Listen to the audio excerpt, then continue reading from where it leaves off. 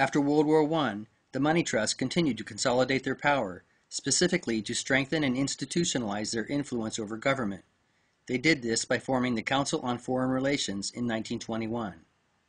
The council brought together the nation's top leaders in the fields of business, law, medicine, media, and politics.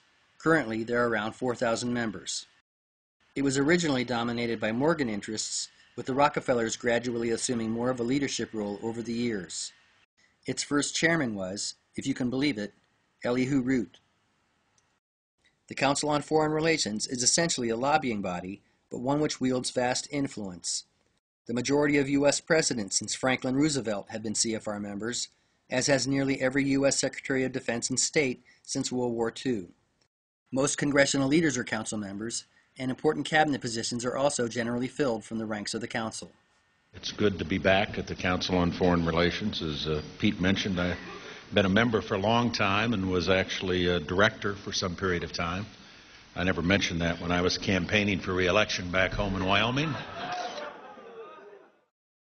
The late Aaron Russo, an Oscar-nominated film producer who received but declined an invitation from Nicholas Rockefeller to join the Council on Foreign Relations, spoke about the organization. I had a friend, Nick Rockefeller, who's one of the Rockefeller family, and he, when I was running for governor in Nevada, he came to me, introduced himself to me through an attorney, and we became friends. We started talking about things, and I learned an awful lot from Mr. Rockefeller. Now, I was definitely being recruited, but it's more subtle than that. Well, in your words, just go through the process, and then when he said... Well, what it is remember, we were friends, and we used to go to my house a lot. We'd have dinner, we'd talk, and he'd tell me about business investments, how you get involved in, and was I interested in joining the Council on Foreign Relations? I would have to get a letter to join them, but was I interested in that? And, just stuff, leading you on. And I used to say to him that I never really did that because that wasn't where I was coming from. As much as I like you, Nick, your ways and my ways, we're on the opposite side of the fence.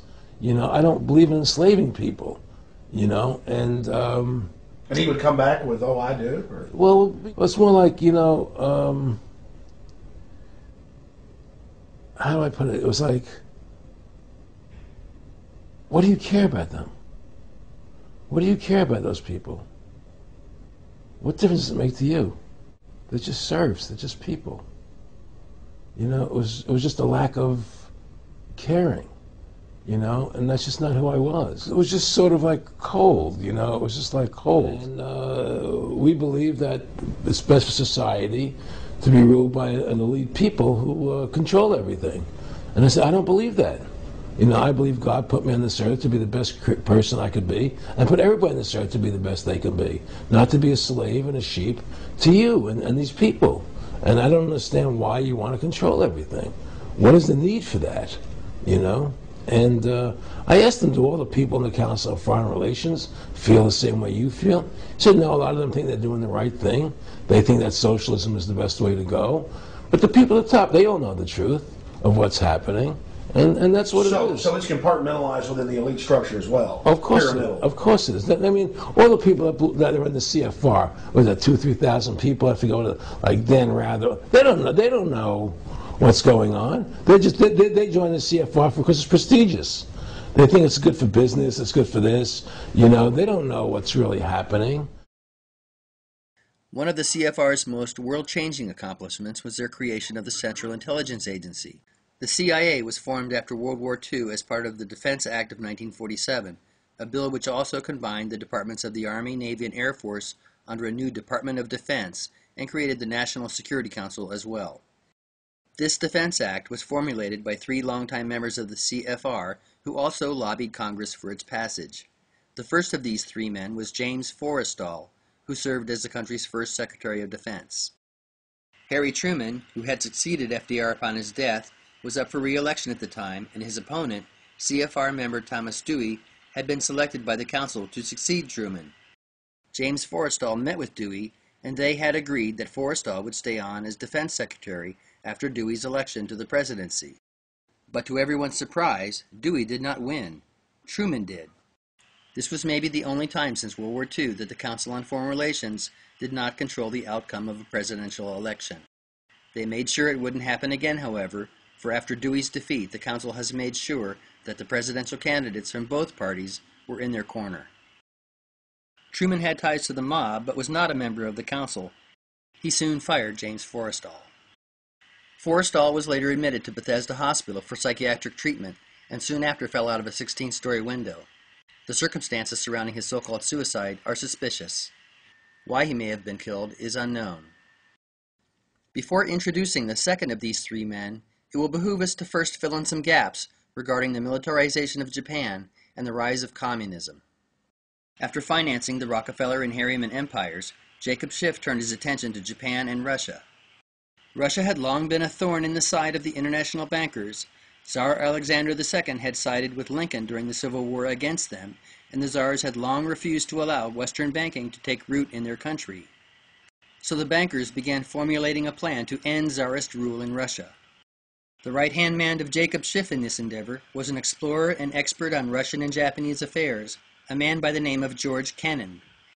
In the 1880s, Kennan traveled to Siberia, which served as a sort of penal colony for political dissidents in Russia, and began writing articles for the Western press and giving lectures across the U.S.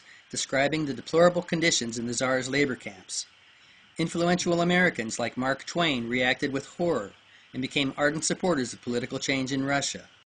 Meanwhile, Jacob Schiff began funding Jewish revolutionaries led by Leon Trotsky, pursuant to orchestrating a coup d'etat in Russia. Schiff's grandson related later that the old man sank about $20 million for the final triumph of Bolshevism in Russia. Paul Warburg's younger brother Max, who ran the family bank headquarters in Hamburg, also helped fund Lenin and Trotsky. But before a coup in Russia would be attempted, the bankers saw another opportunity to weaken the Tsar, which involved Japan. There's just no way around it. In order to understand anything about Japan, you have to know what happened there in 1600.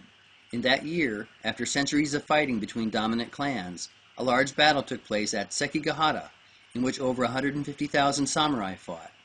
During the fighting, several clans switched sides, and Tokugawa Ieyasu and his supporters won a decisive victory.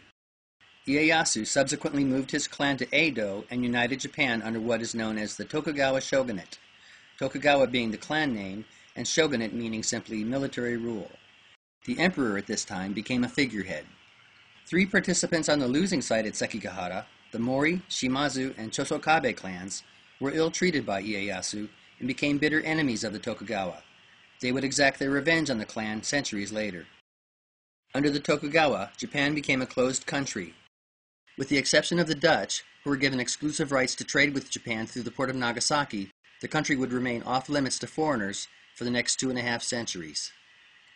The Tokugawa clan maintained relative peace in Japan until 1853, when the American Admiral Perry showed up on its shores with a fleet of 4 black-hulled warships and demanded Japan open its borders to foreign trade, or else.